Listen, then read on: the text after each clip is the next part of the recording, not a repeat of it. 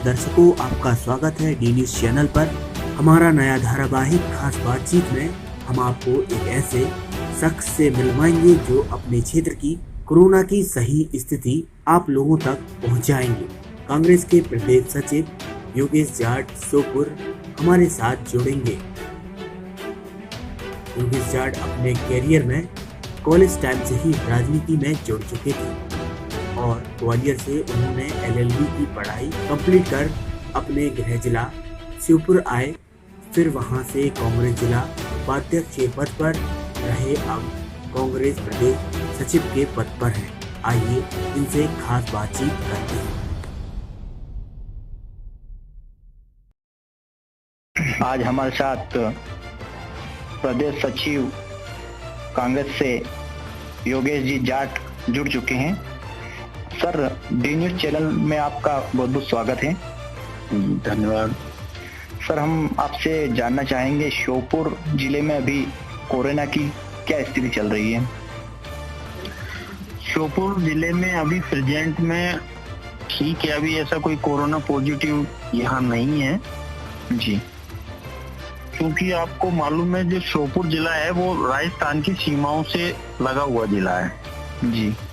तो यहाँ जो स्थिति है प्रशासन की, जो थोड़ा सा रहना चाहिए सतर्कता से, वो ना रहकर थोड़ी सी जो प्रशासन की कमियां हैं कि वो लोगों पर ज्यादा ध्यान नहीं दे पा रहे जी। और यहाँ जो कोरोना ये सेंटर जो बनाए गए थे कोरोना के लिए जी, उनमें भी पहले अव्यवस्थाएं बहुत ज्यादा देखने को मिली। क्योंकि हमारे बाहर से जो छात्र आए थे, जैसे ग्वालियर है, इंदौर है, जो छात्र आए थे और उनको वहां रोका गया, तो प्रशासन ने उनके लिए ना अच्छे साफ सफाई से रहने की व्यवस्था की, ना खाने की। और उसका भी कई बार आपने देखा होगा कि अखबारों के माध्यम से उसको भी बार बार हम लोग उसको उठाते रहे और उसके बारे में भी प्रशासन को अवगत कराते रहे जी। क्या वहाँ पर अभी लॉकडाउन 4 में किस तरह की छूट मिली है? इससे पहले क्या कुछ पाबंदियां थी, इस पे कुछ प्रकाश डालिए। जी, पहले यहाँ पूरी तरीके से लॉकडाउन कर दिया गया था शहर को जी। क्योंकि बीच में कुछ कोरोना पॉजिटिव मिले हमारे यहाँ शहर में, तो उस क्षेत्र को, उस एरिया को बिल्कुल सील्ड कर दिया गया था प्रशासन के द्वारा जी। ठीक है। अब जब उनकी जांचें होके आई, तो जैसे 3 लोग थे ऐसे जिनकी जांच आई, तो उस क्षेत्र को उन्होंने सील्ड कर दिया। फिर जांच के बाद में वो नेगेटिव हुए। आज जो आदेश हुआ हमारे यहाँ श्योपुर जिले में, उस आदेश में मतलब पूरी तरीके से छूट दे दी गई है अब दुकानों को सुबह 11 बजे से और ये शाम को 7 बजे तक खुलने के लिए। तो अभी वहाँ पर जो बाहरी मजदूर वगैरह आए होंगे वो सब अपने होम क्षेत्र में पहुंच चुके हैं और उनकी अभी क्या कुछ स्थिति चल रही है? नहीं, मजदूर की स्थिति आपको मैं आपके चैनलों के माध्यम से देखने को मिल रही है कि जो अन्य प्रदेशों में मजदूर फंसा हुआ है वो पूरी तरीके से अपने घर नहीं पहुंच पाया अभी जी। और क्योंकि जो शासन स्तर पर, जैसे आपने देखा होगा, राजस्थान सरकार हमारी जिस तरीके से वहाँ के मुख्यमंत्री जी ने आदेश किया कि अगर किसी उनके जो अनुविभागीय SDM क्षेत्र में अगर कोई घटना या मजदूर के साथ कोई परेशानी आती है तो उसका दोषी SDM संबंधित वहाँ का अधिकारी होगा जी। क्योंकि अब ये चीजें हमारे यहाँ MP में हमें देखने को नहीं मिलती, तो इसकी वजह से मजदूर यहाँ बड़ा परेशान हो रहा। बहुत पहले बीच में अभी तक UP का मजदूर यहाँ फंसा पड़ा था, उसके लिए बेचारे के ना कोई खाने की व्यवस्था थी, ना कोई रहने की व्यवस्था थी। तो यहाँ कुछ समाज सेवियों ने, हम सब लोगों ने एक दूसरे से मिलकर उनके लिए व्यवस्थाएं की और उनको जैसे तैसे करके शासन प्रशासन और प्राइवेट लोगों ने मिलकर उनको अपने गांव घर भेजा, परिवार के साथ पास भेजा। लेकिन सरकारें तो बता रही है कि हमने मजदूरों के लिए काफी सारी व्यवस्था कर रखी है, उनकी जाने की व्यवस्था भी कर रखी है। तो क्या कुछ स्थानीय जमीनी स्तर पर देखा जा रहा है, तो क्या ये खाली भाषण तक ही सीमित है या वास्तव में उनके साथ, ये मजदूरों के साथ में ऐसा शासन की तरफ से उनको कुछ सुविधा मिल रही है? अनिल जी, अभी हमारे यहाँ करहाल ब्लॉक में जो बाहर से, इंदौर से, ग्वालियर से जो लोग बच्चे आ रहे थे, जो व्यक्ति आ रहे थे, जो मजदूर आ रहे थे उनको जो रोकने की व्यवस्था बनाई गई थी यहाँ के प्रशासन के द्वारा जी, तो उसमें समाचार पत्रों में भी वो प्रकाशित हुआ है। उसमें आपने देखा होगा कि बाथरूम में बैठ के लोग खाना खा रहे हैं। लेटरिन बाथरूम इतने स्थिति, और जो उनके कपड़े थे बिछाने के जी, वो कहीं टाइम से धोए नहीं गए थे। मतलब एक तरीके से वो कपड़े जो है वो संक्रमित थे। जी, ठीक है। अब और जब कहीं हमारी यहाँ बात आई तो जो जैसे बीजेपी के हमारे कुछ यहाँ के नेताओं ने कहा कि ये व्यवस्था हमारे केंद्रीय मंत्री जी के सानिध्य में हो रही है और पूरी देख रेख में हो रही है।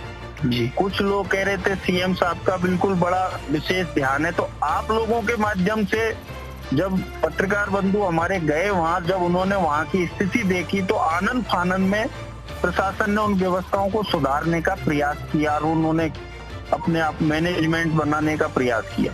तो रियलिटी में जो हकीकत है जमीनी, वो बड़ी दयनीय, बड़ी भयानक, ये मानिए दर्दनाक स्थिति है वहाँ की।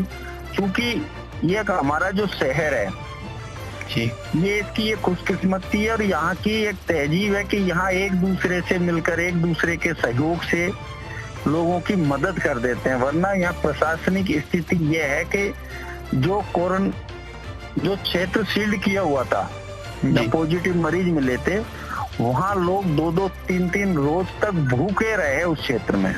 जी, मैंने भी कई बार प्रशासन को अवगत कराया। तो अगर बार बार प्रेशर डालने के बाद में, क्योंकि आपको मालूम है जो सील्ड क्षेत्र होता है उसमें हम कोई जा नहीं सकते, नजदीक से जाकर वहाँ की जानकारी नहीं ले सकते थे। जी, जो भी फोनों पे जो भी हमें सूचनाएं मिलती थी वो व्हाट्सएप पे डाल देते थे।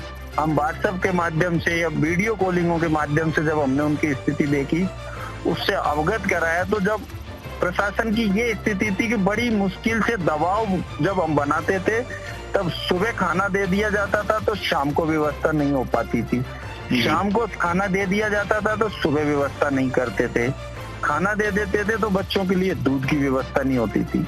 तो ये स्थितियां यहाँ निर्मित हुई। अभी दूसरी आपके चीज, क्षेत्र में किसानों की क्या कुछ स्थिति आ रही है? किसानों के मैटर में अभी आपने यहाँ देखा होगा, क्योंकि यहाँ फेसबुक के माध्यम और ये जो अखबारों में भी आप पत्रकारों भाई लोगों जो गए थे उन्होंने जानकारी ली थी। जी, तो यहाँ की जो स्थिति है कि जो एक 20 बीघा का जो किसान है, मतलब जो छोटा किसान जिसको कहा जाता है, जी, उसका मैसेज तो नहीं आया, और जो बड़ा किसान है 50-100 बीघा वाला, उसका मैसेज पहले डाल दिया। तो मतलब कहीं न कहीं राजनीतिक बेमानसता, राजनीतिक गंदगी और राजनीतिक विचारधारा से लोगों ने, यहाँ जो बीजेपी के नेता थे उन्होंने एक तरीके से किसानों को परेशान करने का पुरजोर कार्य किया। जी, दूसरी चीज, जो प्रशासनिक लोग थे उनकी तानाशाह शाही आपने देखी होगी और आपने भी समाचार पत्रों के माध्यम से पढ़ी होगी कि एक किसान को उपार्जन केंद्र पर इतना मारा कि उसके हाथ में फ्रैक्चर आ गया। जी, एक जो हमारा साइलो केंद्र है जहाँ कम से कम 2-4 गांव की व्यवस्था होती है, जो व्यवस्था होना चाहिए वो व्यवस्था वहाँ नहीं है। और जब किसान ने बोलना चाहा, कहना चाहा, तो उसके साथ लाठी डंडों से बर्ताव करके उसकी आवाज को दबाया गया। जी, ये स्थितियां यहाँ और भयानक रूप में देखने को मिली। और चाहे सरकार हो, चाहे सरकार के सानिध्य में चलने वाले प्रशासनिक अधिकारी हो, एक तरीके से किसानों पर अन्याय और अत्याचार करने में उन्होंने किसी प्रकार की कोई भी कसर वहां नहीं छोड़ी। चलिए, डी न्यूज चैनल के माध्यम से आप क्षेत्र की जनता को क्या संदेश देना चाहेंगे? हम तो क्षेत्र की जनता से यही निवेदन करना चाहेंगे कि चूंकि हम जिन पे भरोसा करके बैठे थे, जिनको हमने अपना सब कुछ, इस देश की चाबी एक तरीके से हमारे केंद्रीय नेतृत्व को हमने दी थी, हमारे प्रधानमंत्री जी को दी थी, उन्होंने कहीं ना कहीं हमें इस महामारी के उसमें डाला है। तो मैं तो क्षेत्र की जनता से विशेष अनुरोध यही करना चाहूंगा कि इस महामारी कोरोना से बचने के लिए स्वयं अपने आप को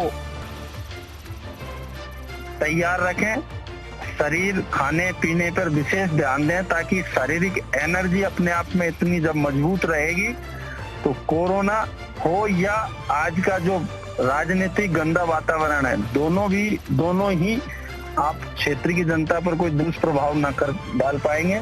मैं तो उनसे यही कहता हूँ कि डिस्टेंस बना के रहें, इस महामारी से बचें और क्षेत्र को बचाएं।